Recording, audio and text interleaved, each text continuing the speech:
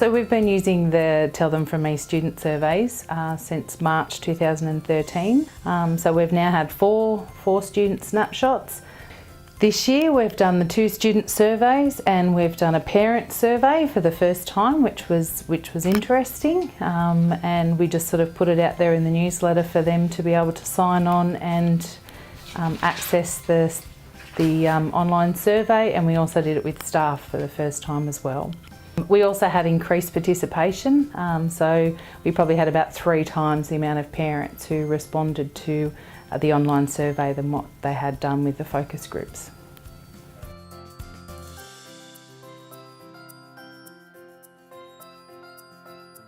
So initially I just set up the computers in the library because we don't have a computer lab, and just ran small groups of about 8 students through the survey at a time and just gave them a bit of an orientation and was just there in the background to help them if they had trouble navigating the survey or understanding any of the language and things. So we sort of went through with our more senior students and did it that way. And then I sort of found students that had low literacy levels. I sort of read the survey out to them and went through it in a more structured way so we could still get their input, but it was in a much more supported way. The second time we did the survey, the children were a lot more better at navigating the survey and they completed it quicker and just felt more confident to have a say at the end of the survey as well.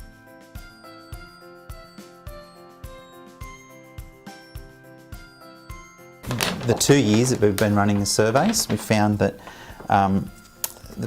particularly with this one for this year, what the parents said that one of their lowest ranking responses was time spent doing homework with their children and supporting learning at home. And the students have been saying it for the last 2 years, and we've actually tried to identify and change it, but we still felt that the responses we had from the survey indicated that what we were doing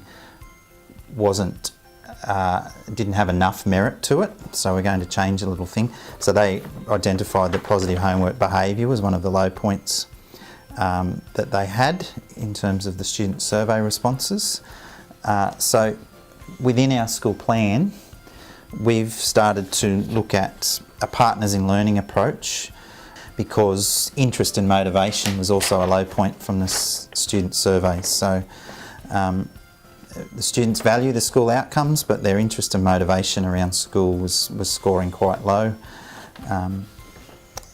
As an aside to that, the other low point in the students' survey responses was their participation in clubs and sports, either in school or outside of school.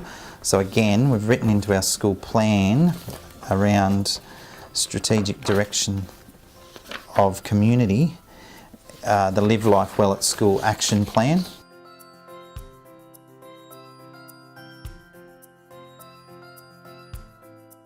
I approached the P&C and asked for one P&C member to be in the school plan team.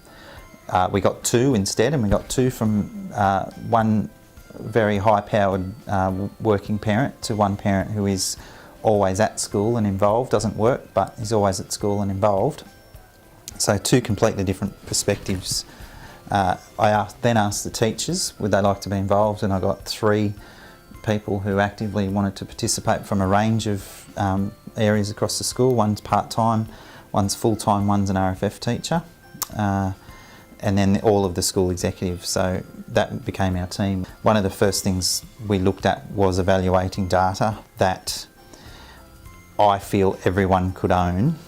NAPLAN data is not something that everyone can own, it's kind of in concrete, whereas this survey data, we looked at the 3 high, 3 low from the 3 different perspectives, but then more explanation was needed, so we were able to use these indicators within the survey to actually narrow down where it was, because you have some things that within each driver you have indicators that score really high and score really low, so you can narrow it down even further. From the teacher survey this year, one of the things that came up of interest was that teachers felt they needed more support with technology, and we've had technology embedded in our last 3-year plan as a focus, so obviously we need to support teachers more in that area.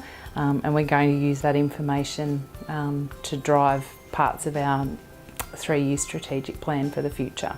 So we've used that information about technology to write one of our strategic directions for the next 3 years to enable students to develop relevant 21st century learning skills, to prepare staff to have the knowledge and understanding required to facilitate the acquisition of these skills through integrated and engaging curriculum delivery.